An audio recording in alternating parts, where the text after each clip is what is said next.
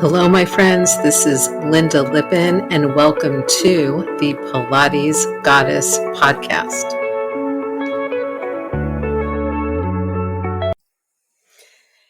Hello, and welcome back to the Pilates Goddess podcast. This is Lynda here, and today I am really excited to be joined by Allan Menezes. And for you guys who don't know Allan really is Australia's Pilates pioneer. So, Allan, as I understand, you finished your schooling and you grew up in Zimbabwe.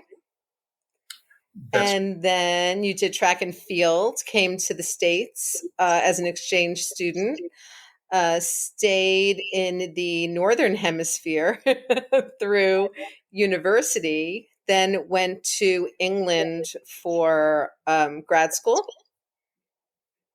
to get your master's. Yes, but you were injured, a deliberate kick to the lower back playing rugby in Canada, and that led to your disc herniation and ultimately led to your doing Pilates in England. Yes, and discovering that the Pilates really helped your back pain. And then you brought it with you when you returned to Australia. Now, when did you open your first studio in Australia? Hi, Lynda, and thanks for having me on the podcast. It's really good to be here. I opened my first studio in Australia in 1986, and this is still in the days when people were still saying Pilates. Yeah, nobody knew what it was. No, they had no idea what it was. They'd never heard of it. So when I emigrated to Australia from England, at that time there were only, I think, 4 studios in the whole of Europe. One which was run by Alan Herdman, who trained me. Another run by Michael King, who was trained by Alan Herdman. Another run by Gordon Thompson, who also was trained by Alan Herdman. And another studio, very private studio by a guy called Dries Renneker, up in Notting Hill in London. So they were the only studios in the whole of Europe. And Alan wanted me to stay on and be his manager because he was setting up another studio and he knew I had a business degree. And I said, unfortunately, I can't. I'm actually immigrating to Australia because my whole family had already moved here previously, a year before. And if I didn't take up the visa that was issued to me within 12 months, I would lose it. And therefore, I'd have to reapply all over again. So I thought, and it was, even back then, it was quite difficult to get to Australia. So I thought, no, I'd better go and at least get into the country. So, I arrived in Australia in 1985. And for a year, I went back into my old industry, which was tourism. And it didn't work out. And I thought, I've got to do this because I don't want to be thinking, a year from now, 2 years from now, what if? And my best motivation, actually, to get me along that path was my mother, because she said, don't do it. And anything my mother told me to do, I did the opposite. So I went along and I started from scratch. There was no equipment. I had to go to the Sydney prop company that did all the props for the Sydney Theatre Company on stage. And our initial machines were very basic plywood, pieces of scaffolding, basically cut to size and things like that. Excuse me. We had to have the springs handmade by a company, which did a fantastic job because those springs lasted for like 20 years. They were fantastic. So we started off very basic in the middle of the city, fortunately, because it was kind of a warehouse type situation, which is now a multi-story building. We slowly got people to come in by having leaflets printed by a very cheap printer and running to the train stations early in the morning when people were coming out of the train stations going to work, handing out leaflets, saying, three sessions for such a dirt cheap price. I think it was 3 sessions for $15 or something like that.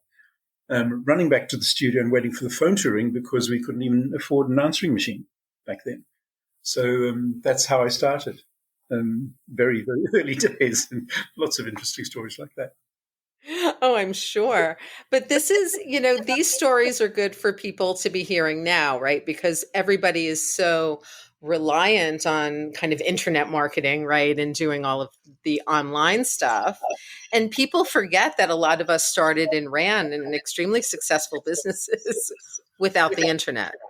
That's right. No internet, no mobile phones, or anything like that. So you basically had to run your business from um, the skin of your pants, basically, because there was no internet marketing, there was no social media. These days, you could literally pick a course off a shelf from anywhere in the world and do it. Um, the thing is, a lot of companies have grown very large, and they've done very well, and their teaching techniques are very, very, very good. I did have trainers at one point that did work for me, but people did keep coming back to me saying, look, you keep changing things, you keep improving things, so we want to be trained by you. That was clients as well as instructors who wanted to become Pilates instructors, because my style was a little bit different to the regular stuff. Because I come from an athletic background and not a balletic background, I had a little bit of a different take on approach to Pilates, because I kept looking at it from the point of view of an athlete wanting to improve their times or jump higher or, run faster or throw better. Whereas in ballet, you have very flowing movements where, you waft your arms around, and it's all about the upright posture and, the regal carriage and all the rest of it. But if you're an athlete, you just want to throw further. You want to run faster. So therefore, I looked way back then into biomechanics and worked with a lot of doctors who were sports doctors and physiotherapists.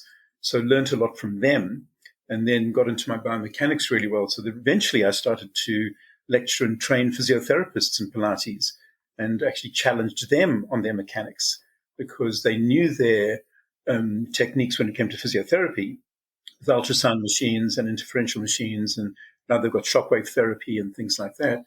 But when it came to movement, and I'd say, look, what are the 3 ways you can stretch your psoas from your lower limb?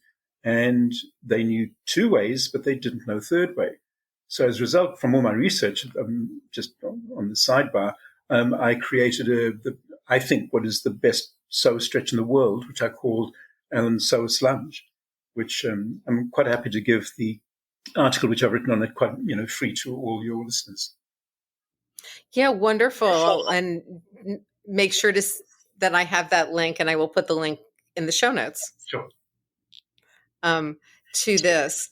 I found the same thing, especially at the beginning of my Pilates instruction, because I had, I came from a dance background, but I was also a little more into weight training. And I was a philosophy major and ended up, getting a doctorate. So what I found was that when I first started teaching clients, I wasn't teaching a lot of dancers. I was teaching people who had hurt their backs at work.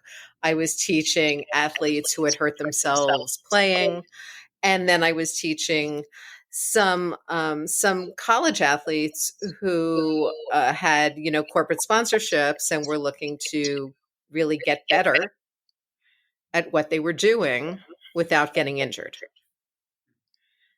And the same thing, I brought, physical therapy. I had physical therapists that worked with me in the studio so that I could, kind of have everything all together and in one shop. You have a few years on me though, Alan. I did not start until doing Pilates until 86, 87 and teaching in 89. And that was with Karen Carlson. Yeah, you're still the 80s baby. One of the ones from back in the 80s, when we were basically, at that time, Pilates wasn't worldwide as it is today. But we were, like, I suppose, the foundation people that set up that next generation of Pilates instructors. Because now if you have a look at some of the instructors, the lineage, if you look back, I think I can trace my lineage from myself. Who trained me was Alan Herdman. Who trained him was Carola Trier, together with Bob Fitzgerald, and who trained them was Joe Pilates. So it was quite a direct lineage. Whereas if you ask a Pilates instructor today, who trained you and how far back does it go? And they go, so-and-so trained me, but I have no idea where it goes from there. It's Right. And a lot of them don't know, don't know the elders. Because I'm similar to you where, I was trained by Steve Giordano at first when I was at Purchase, who trained under Ramana. And then I did some work with Ramana, who trained with Joe. exactly. And then when I started working with Physical Mind, I received my certification when Eve Gentry and Michelle Larson were working together with Joan Breitbart, and then again we can trace Eve right back to Joe.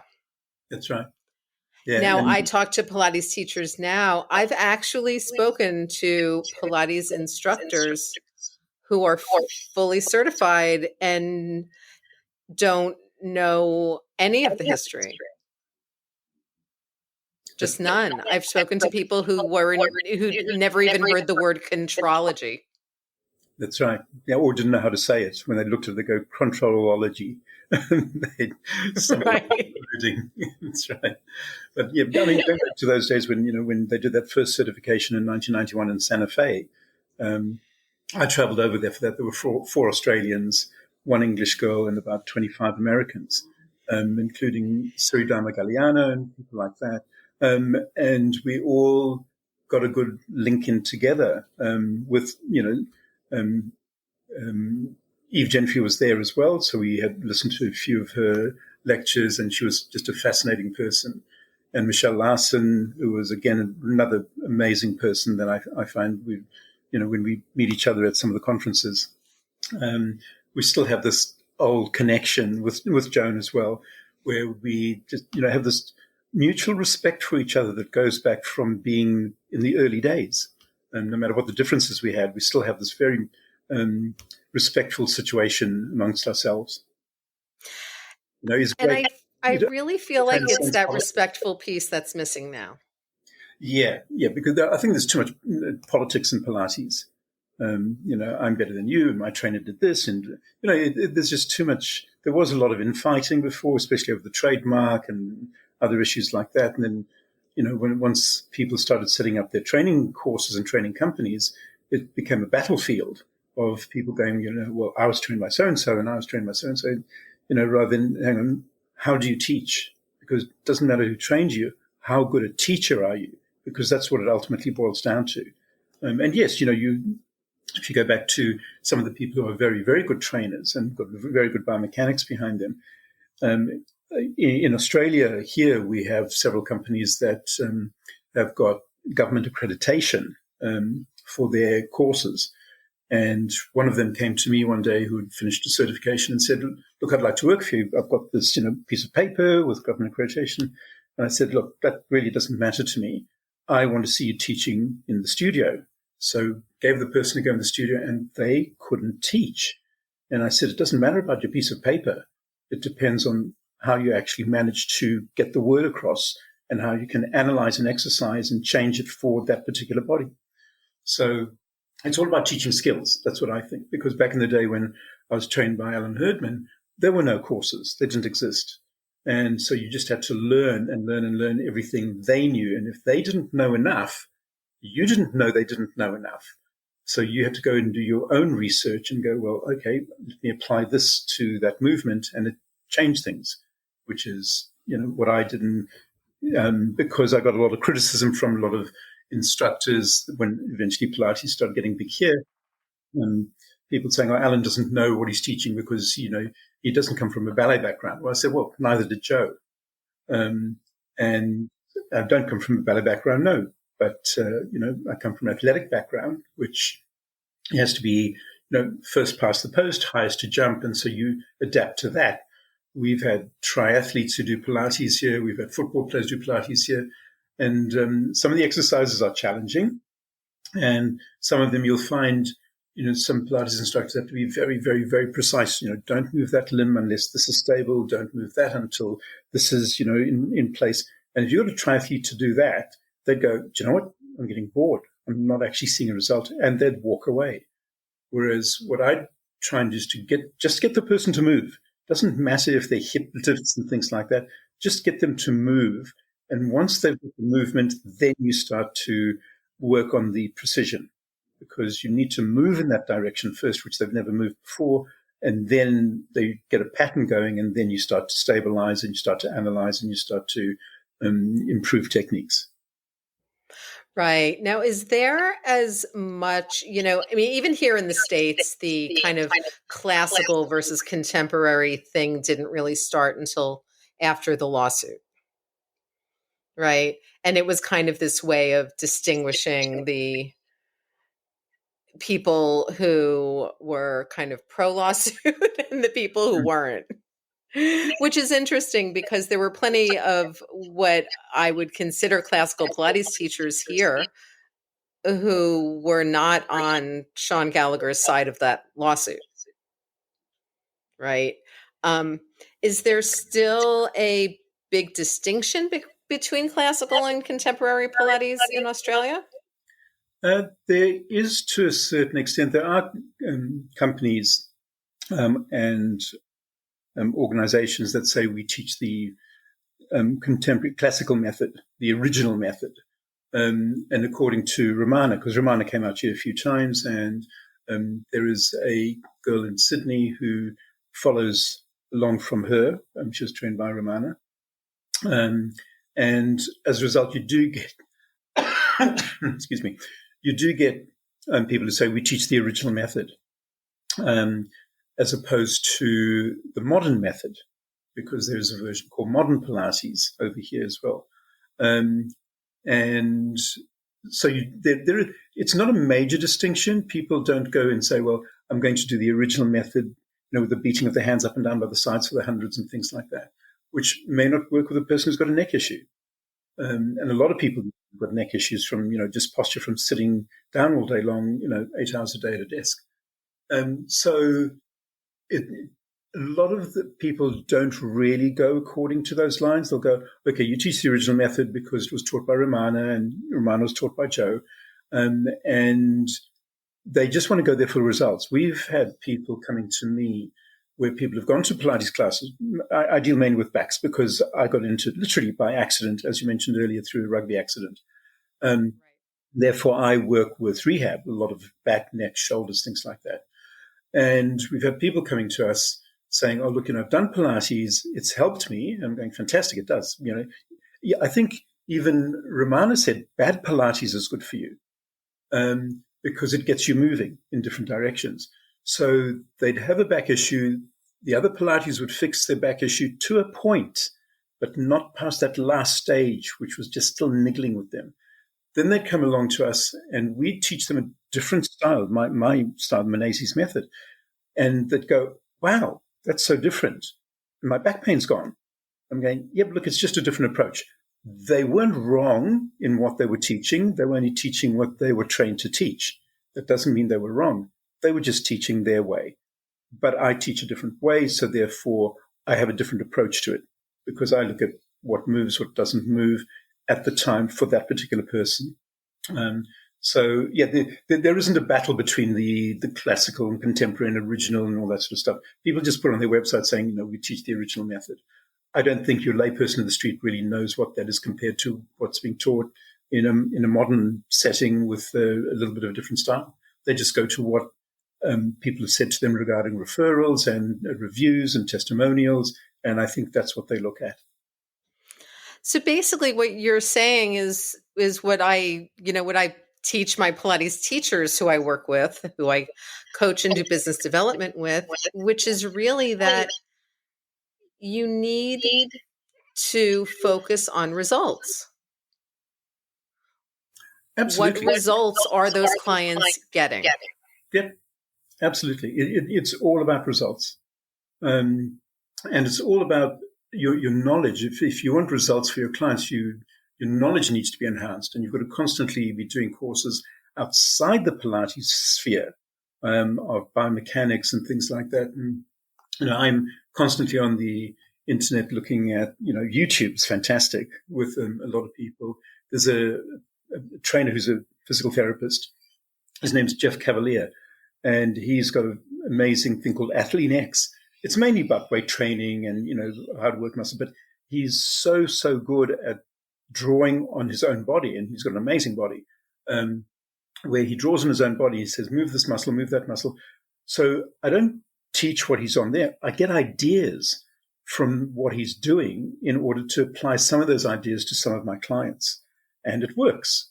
It won't work for everybody, but, it works. And I think that's where clients say, where they've said, look, Alan's knowledge is amazing because he actually teaches very differently, and he explains the biomechanics, and he explains the muscles and why we're doing this and why we're not doing this and why we might get a result, why, we not get a result. And, consequently, it makes a big, big difference to the client if I enhance their knowledge about their body rather than saying, oh, move that muscle and let's see how that goes. I always say to them, we're going to move this muscle because it attaches from here to here. And if this movement happens in one end, it could be pulling there. So let's work on the other end, because sometimes the pain is not where the pain is. The pain is coming from somewhere else which is not a painful area. For example, I had a client in this week who had a pain coming down his deltoid on his arm. And a lot of the physical therapists were saying to him, look, it's your neck, it's your shoulders, it's your rhomboids, it's your posture. And we've had a couple of things like that with the exact same thing. And I looked at him going, let's have a look at your job. And he, steel trade, making fences and welding and things like that, hunching over. But also, I was looking at his forearm to see where it was moving. So eventually, to cut a long story short, I grabbed his forearm and I said, right, I'm going to move your forearm in one direction, keep your elbow tucked into your side. Now rotate your palm up to the ceiling. And I tried to prevent him doing that. And we do that several times with me, then allowing a certain amount of movement and then saying resistant, I'm going to move it back that way. So anyway, cut a long story short, his pain in his deltoid went away. And I said, it's the attachment of your muscle coming down towards your elbow and below the elbow. The problem is at your elbow. It's not at the deltoid in your neck. And the pain went away. But he'd never come across it before with a physical therapist or anyone else. And it's just, I don't know. Some people have an intuition when they teach. And there are some amazing, amazing teachers out there. I remember back in the early days when there were two people that I'd met through the Institute in Santa Fe, a guy called Michael Podham and Diane Severino. And Diane Severino still teaches today. She's an amazing, amazing woman. I've seen a couple of things. But Michael Podham was a guy who had a bit of a hunched back and a limp, some accidents, I think, like that. But he was the most amazing teacher I'd ever come across because his verbalization was just brilliant. And I thought, I've got to get to that level. That was many years ago. And it is. You have to take on board what you see from other people, what you learn from other people. It doesn't matter whether you get on with them or don't get on with them. Everyone's got something to offer. And, if it enhances your teaching skills by 1%, that's 1% better than hundreds of thousands of other instructors. And I completely agree. I also agree with you that a lot of the teaching skill, we kind of have our anatomy and stuff in our back pocket, right? But what I see these teachers out there who are just going for anatomy all the time. And what it really comes down to is, we may sit there and go, Alan Herdman didn't really know anatomy or Romana didn't really know anatomy. But what they did know was movement, right? And they had good intuition about how the body should move or not, and how to get people really moving in a better, pain-free way. And I think that there's really something to that. And I think that there's times when Pilates teachers actually need to leave the world of Pilates and go do some continuing education in other spaces and then bring that back into the studio. Like I did some of my best continuing education with TRX, with kettlebells, and with all of these different tools that I don't always necessarily use with my clients now. But what I learned about leverage or different ways of moving with them now informs the way I teach all the time. Mm.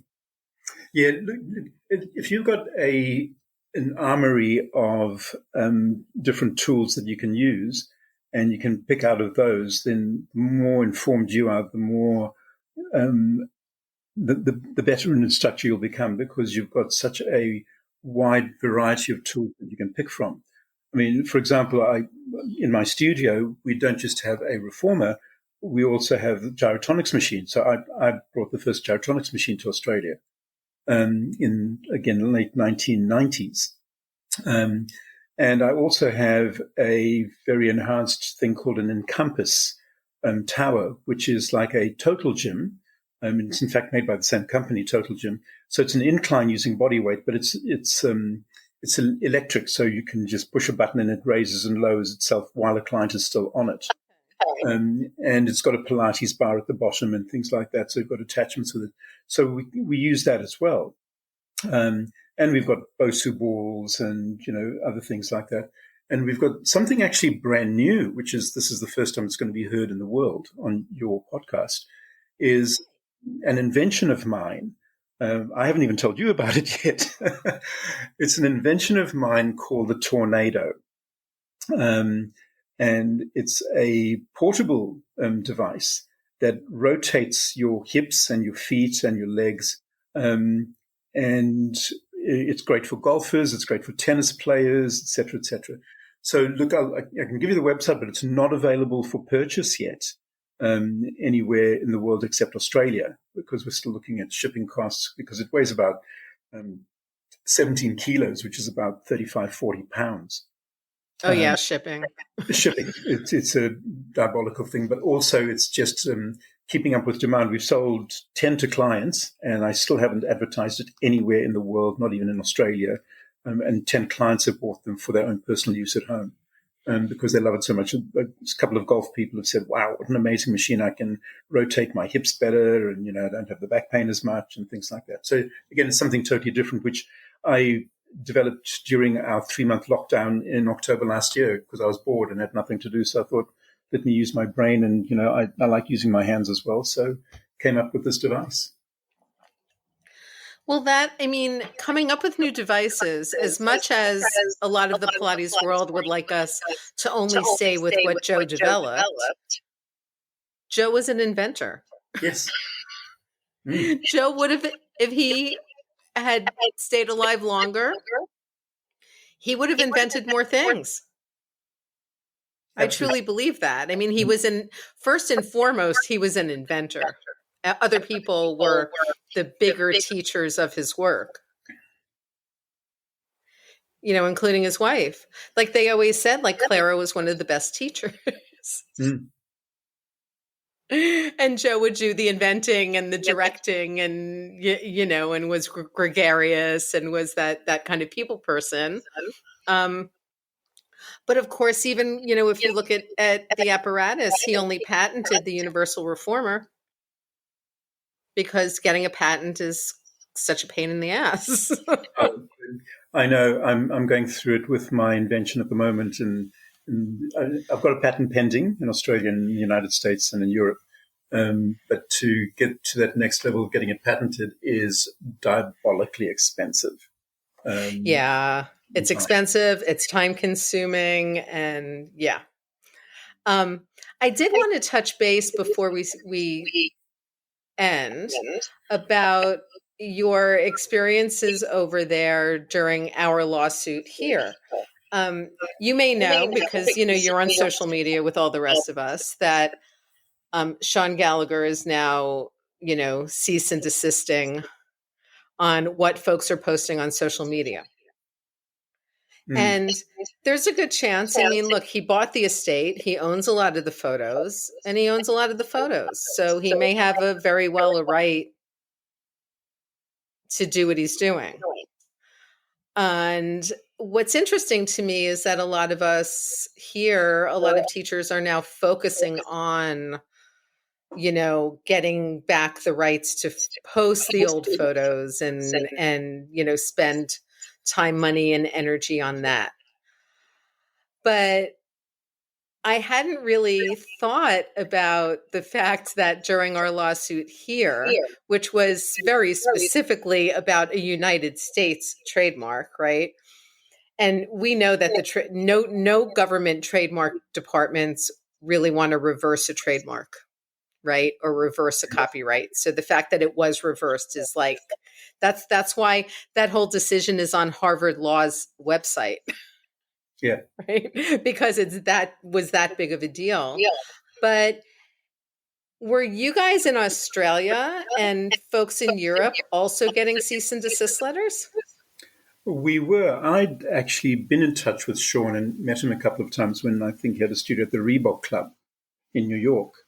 And I was visiting New York. I visited New York quite a few times. And every time I go anywhere I travel in the world, I look up Pilates studios and I make contact with people. And so I got a hold of Sean. We had a meeting and he said, look, why don't we join forces and we can control Pilates in Australia?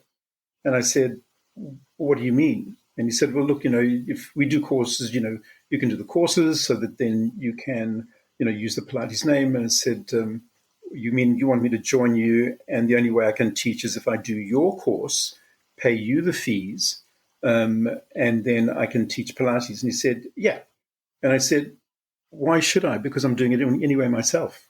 Because Pilates is not trademarked in Australia. In fact, you can't trademark someone else's name in Australia unless it's your own. And then they have to have a look at it. So if my last name was Pilates, I could probably have trademarked it way back then. Right. Then it would have been fine. And I said, Sean, why would I want to get into bed with you on this particular occasion? It's not going to work because I don't have to pay you anything now. And you want me to pay you something in the future for something I'm already doing now. It doesn't make sense.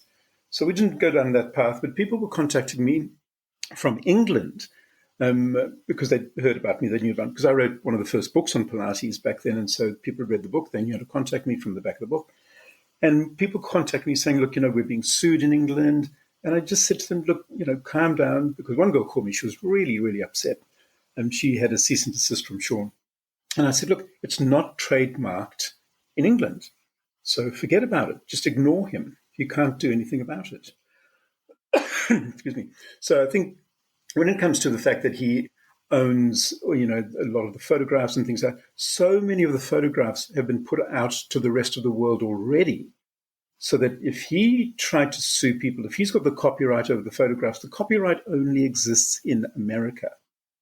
He'd have to get the copyright here in Australia and in other places. So the fact that the pictures are already out there and they're out on social media and they're out on websites and they're all over the place, they've already been published in several books by other people and things like that. People use it as their front covers for their websites. He's going to be doing a lot of spending money trying to sue everybody, which I think is what he tried to do when it came to the trademark. And there were people that he went after and they said, okay, well, we won't use the name. I mean, even my original title of my book in Australia was called The Complete Guide to the Pilates Method. But at the time, there was a trademark issue in the United States. And my publishers over there said, no, we can't use the name. So the title of my book in America, which is still there today, is called The Complete Guide to the Teachings of Joseph H. Pilates' Method of Body Conditioning. Yes. You don't know. Do you know what it was like? Okay, so people complain about only having limited, amount of space online to do things. Having to fit exercise based on the work of Joseph H. Pilates. Mm. Every time you mention Pilates in a brochure. Yeah. I mean, or a business card, that was an ordeal. Yeah, that's right. Because I think there was a girl, I've forgotten her name briefly. She ran the Green Street Studio in New York. And Deborah Lesson. Deborah Lesson. Yeah. Yes. Sean obviously went after her and she changed the name to the Green Street Studio. And then I think she also joined Ken Endelman in the class action against Sean, which she did. Yeah. It was one in the Lower District Court of Manhattan. So I kind of followed that quite closely. And now Pilates is so generic, people even now use it with a small p, just like yoga and things like that. It's such a generic term. And it's worldwide. I mean, as I think when I was listening to your podcast with Joan Joan was mentioning there's something like 200,000 instructors in China. I went, right. Wow, that's amazing, and tons of equipment manufacturing. Apparently, yeah. I mean, I don't know. I'm like, I get LinkedIn invitations like 10 times a day from sales reps from Chinese equipment manufacturers. And the equipment's not bad. I mean, a lot of equipment that's sold in the Western world is made in China, and the equipment is quite good. I've seen it. I've seen a few of the companies. I've been in touch with some of the companies, or they've been in touch with me. And even now, I think the patent on the gyrotonics machine has run out.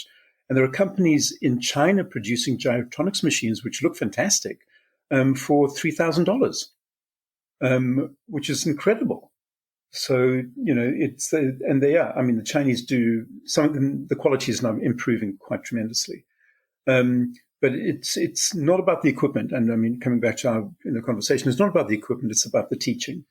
If you can. It really is about the teaching. Because I mean, I think you know this, I only teach online now. Mm-hmm.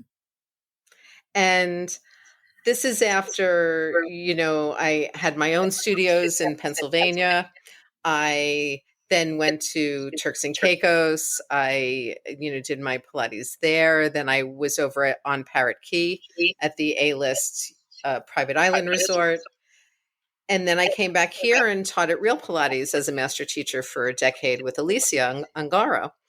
Oh, yes. And once COVID hit and I started teaching clients online, and then this is really when I kind of reconnected with Joan Breitbart, because the Thai 4, a lot of the stuff that she has produced works so well that my clients don't miss being in the studio, which is really interesting.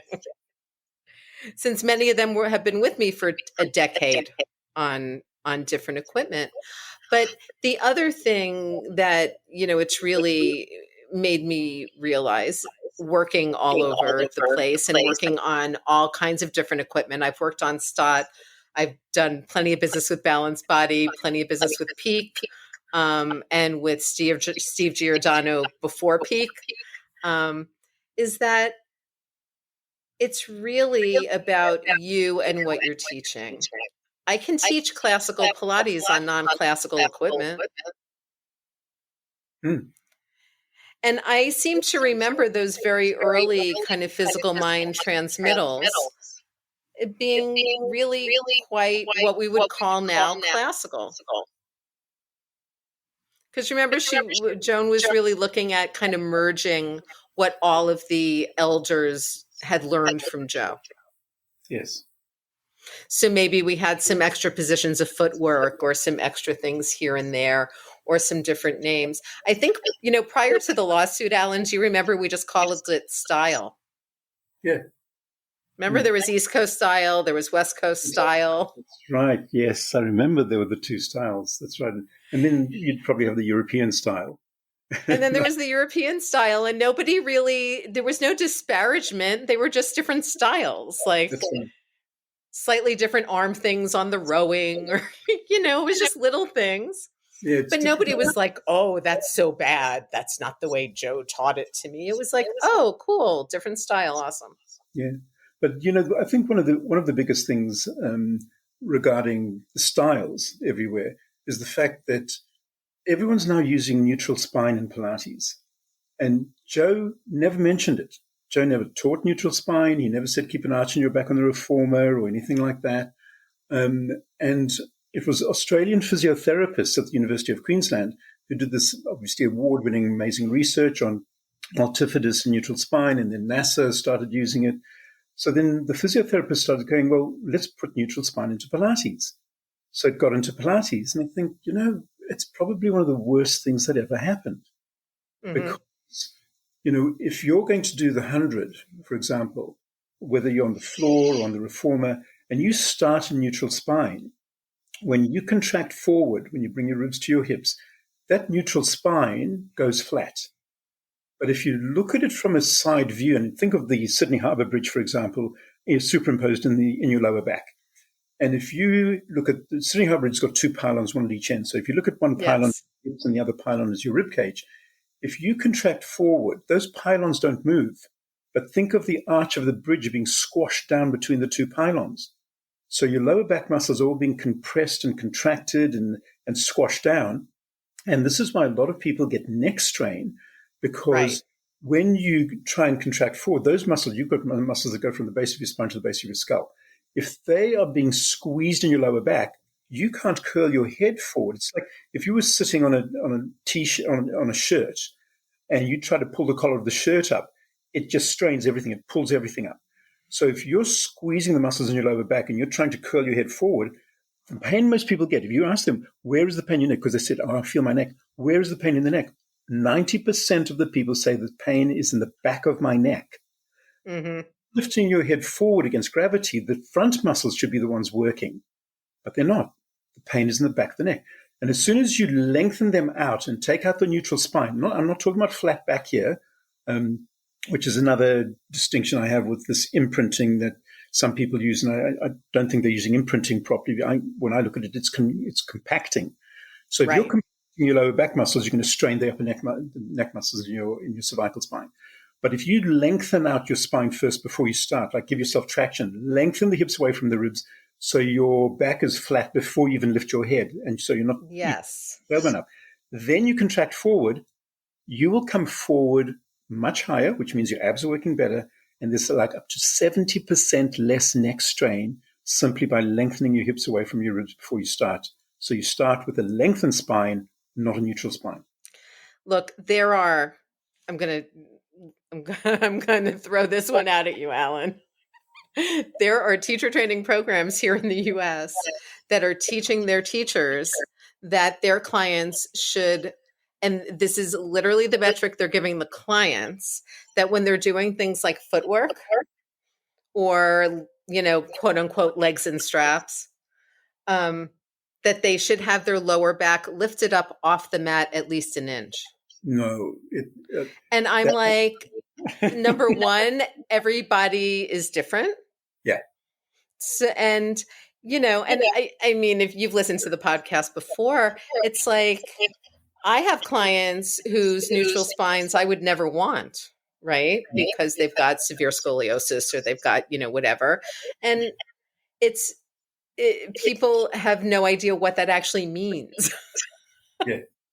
And yet they are trying to teach these kind of constructed, versions of the spine position. And I completely agree with you that, we need to teach people like movement that they can actually use in their lives with cues that they can actually understand and ways that reduce pain and strain.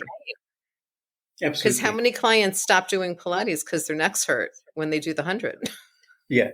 Look, I've had a couple of clients who are lawyers, and one lawyer said to me, you know what, I constantly hear that every week coming across a lawyer's desk, somewhere in Australia, every week there is a case against Pilates and yoga. Someone's bringing up a case against Pilates and yoga every single week in the legal profession here.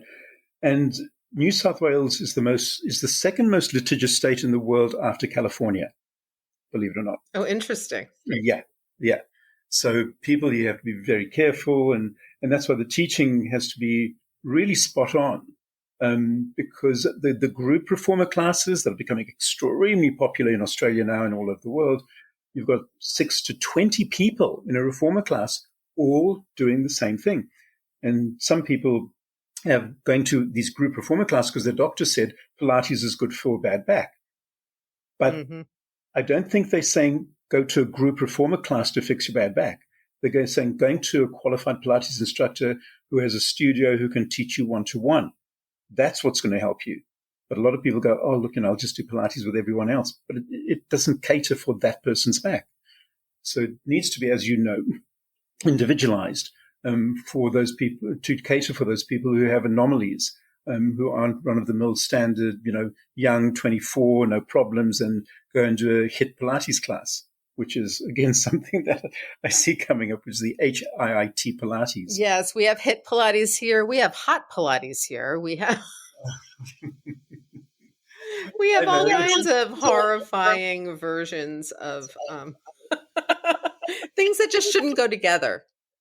It's interesting to see the development. And, with, I don't know how hot yoga progressed and how hot Pilates is going to progress, especially with COVID around. Because, you're breathing deeply in those classes. And if someone's even got and people can have COVID without knowing they've got COVID and then pass it around. So, we'll see. But the COVID is something we have to live with. And I think we're doing pretty well as Pilates. I know there are studios that are closed. Excuse me, closing as a result. But, the diehards will be there, the ones that have got a good reputation, the ones that have got good teaching techniques, and obviously a good following because they've got good teaching techniques. They'll survive. They'll last. Yeah, I agree. Now, you have a newly released Reformer Level 1 online course, yes? Yes, it's just been finished. It's got videos. It's got quizzes. Every exercise is explained as to, why you're doing it, what it's for. For example, the first thing we do is if you're doing footwork on the foot bar, for example, the way I was taught was toes apart, heels together. That's the first thing you do. And then, toes together, heels together, toes wide open, knees wide open, etc. But a lot of people can't use their feet properly first. So if your arms aren't working properly before you do the toes apart, heels together, then you're not going to be working your feet properly. So we've actually load up the springs, you stretch away as if you're going to do calf stretches, and you just step on your arches. It's painful, but we've gotten rid of plantar fascia this way with a lot of clients. And you step up and down your arch, only just up and down the arch area. And then you go onto your heels. Now, you're not going to feel the heels as much because there's much more padding there. But the reason why we do the stepping on the heels is to release the fascia in the heel, which then allows you to do a better calf stretch. And people should try it. Just go on the heels on your foot bar, load up the springs to whatever you can, as long as the shoulder pads aren't digging into you, and just step on the heels all around the heel area, the base, the outside, the inside, all around the heel. Don't slip off the bar. And then, so do your calf stretches first, just 1 or 2 on each leg, alternating. That's all. Do the stepping on the heels, then do the alternating calf stretch again, and you'll notice how much further your heel will go under the bar. And that's because you release the fascia, which then allows you to get access to your muscles. And fascia is the big thing. That's awesome. And that's kind of bringing in and facing it. That's kind of bringing in some of the work that we know Joe did with the foot corrector. Exactly. So this is why, little things like that make a difference. So even, again, one of the other things that we've changed is that if you're going to do ab work, like the 100 and things like that, we've put in basic short spine before you do the 100. Because if you can loosen up your hips and your back, especially your back, your lower back, by doing basic short spine where you don't go up onto your shoulders, just basic short spine, where you fold over, bend the knees, come back down, that will help you do your 100 better because your spine is more stretched. Then your abs can contract. Right, that makes sense. Yeah, so we've added that in, and then you do full short spine later. So there's little tweaks like that we've changed and how to do them and things like that. So we have an extra foot strap, an extra strap on our foot straps, which goes around your ankle, which I brought this up probably 20 years ago. I brought the first one out. And now you've got double loops. So I'm not talking about a double loop. I'm talking about a loop that's at a right angle to the current loop you've got on. So it's stitched to the original loop. So the whole foot is more cradled. Yeah, so you've got a strap that goes on the arch of your foot, and then you've got another strap that's attached to that, which goes around your ankle, around your Achilles tendon. So it's at a right angle to the other strap. So when you go over, say, for example, into short spine, or if you're going to do circles, you've got to keep your foot semi-pointed all the time. But if you can flex your foot without the strap falling off, you can work your hamstrings more effectively, because you're pushing from your hamstrings with a flexed foot. With a pointed foot, you're still partially using your quads when you push away. You can't fully flex. Right, and you're also getting more stretch through that knee joint where everyone's really tight in the back of the knees from sitting all the time. Exactly. So those sort of things make a difference. I'm seeing this. Well done. And for listeners, just so you know, if you look at the show notes, we are putting in a 10% discount code off this new reformer course. And that is also in the show notes. Yep. Well, Alan, it's been such a pleasure. Pleasure's mine, Lynda. It's been absolutely amazing and fantastic to connect with you again. And you're doing such a great job. I'm following you constantly on what you're doing. And I just... Well, thank you. I try from my little studio apartment here in Manhattan. And I'll be visiting again within the next couple of years because, we've been in such lockdown, and I usually travel every year overseas, and I just hate this lockdown.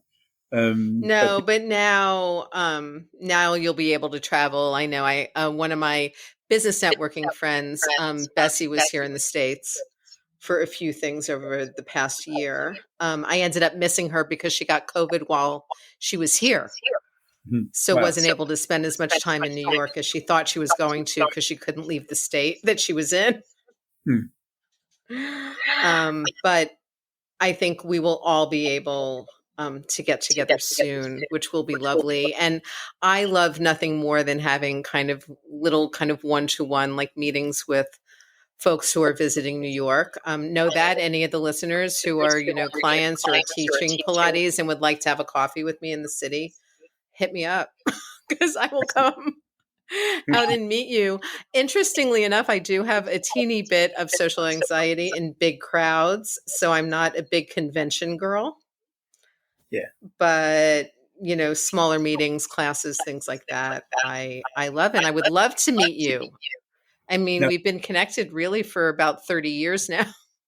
Yes. Yeah. I think someone once said to me, "Oh, you're the grandfather of Pilates in Australia." And I said, "Oh my God, don't ever, ever call me that.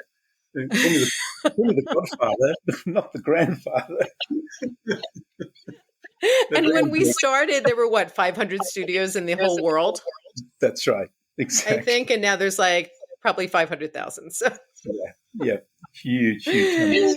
So there we are. Well, Alan, it's been wonderful. And thank you so much for joining us. And actually stay on while I end. And we'll say we can have a little goodbye chat while I'm not recording. Great. Thanks, Lynda. I really, really appreciate the interview, and keep up the fantastic work as the Pilates goddess. You too, Alan. Well, everybody, I hope that you really enjoyed this interview with Allan Menezes. I think he's just a treasure in our Pilates world. And most of us in the Northern Hemisphere haven't necessarily heard of him. So go on and check out his website. He actually has Pilates.net. So you can go right there and see all about him, see the online courses and everything else that he has going on. And soon we'll actually see the new equipment, which will be very exciting. So thanks a lot, everybody, for listening. And please, if you like the podcast, please go over to Apple Podcasts or Spotify, leave a review, and do subscribe wherever you listen to your podcasts, because this is pretty much everywhere. Have a great one. Thank you so much for listening to the Pilates Goddess podcast. Music brought to you by Nerd Salad. Please leave a review on Apple Podcasts, especially if you liked it. And please like, share, and subscribe wherever you listen to your podcasts. Thanks.